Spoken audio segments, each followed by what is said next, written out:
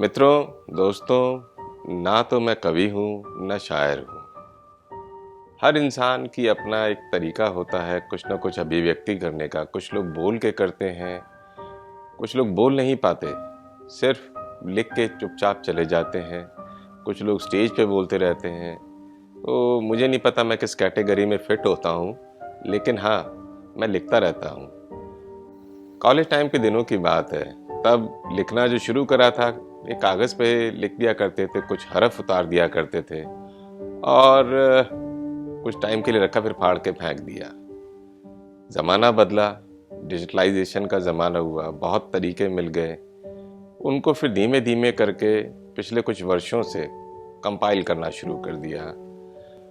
पहले अकेला नाम से लिखता था, अब एकला नाम से अपना तखल्लुस रख लिया।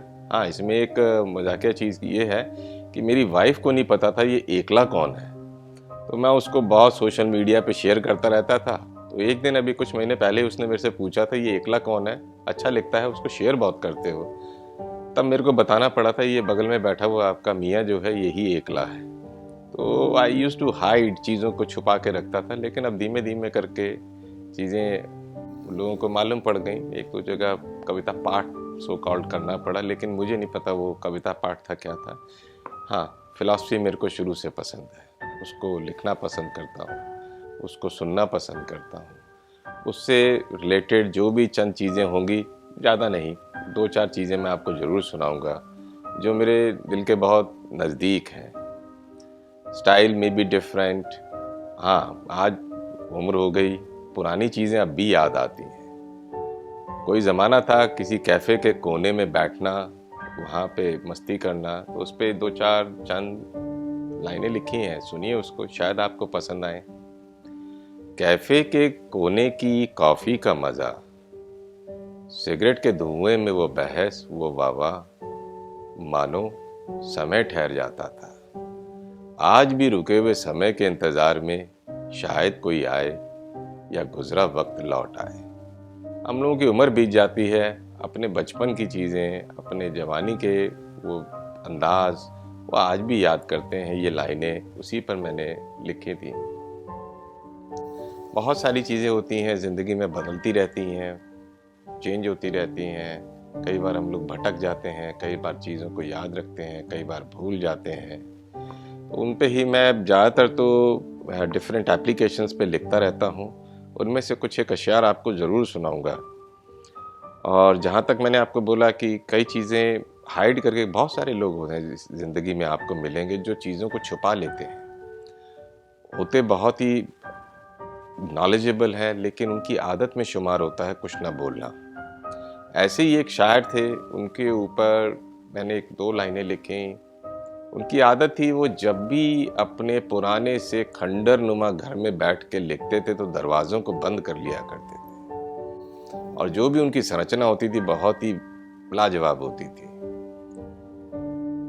उसमें था कि उनका जो पुराने मकान था, उसके दरवाज़ों में दरीचे थे, दरारें पड़ी हुई थी, उनसे रोशनी निकलती रहती थी। उसके ऊपर बहुत मेरे को कुछ सूझा तो मैंने लिखा उनके लिए। रोशनी थी बंद दरवाज़ों के दरीचों में, रोशनी थी बंद दरवाज़ों के दरीचों में, लौ जलती दिखी अशियारों के हरफों में। He used to write, इतना फायरी लिखते थे कि उनके अशियार ही चिंगारी बन जाते थे। उनकी इतनी रोशनी हो जाती थी कि आपको अलग से किसी रोशनी की ज़रूरत ही नहीं पड़ती थी।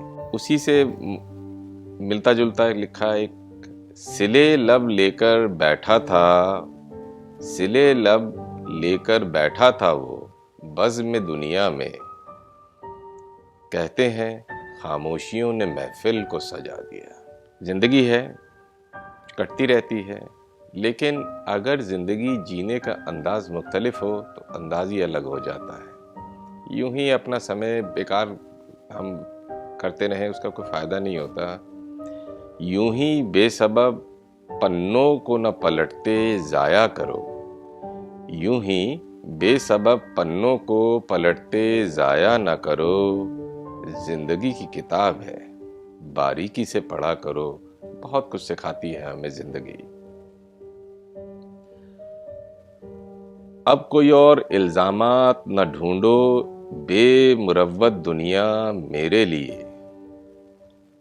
अब कोई और इल्जामात न ढूंढो, बेमुरव्वत दुनिया मेरे लिए। पत्थर का जख्म नहीं मुझते गुबार हूं, फिसलता सा चला।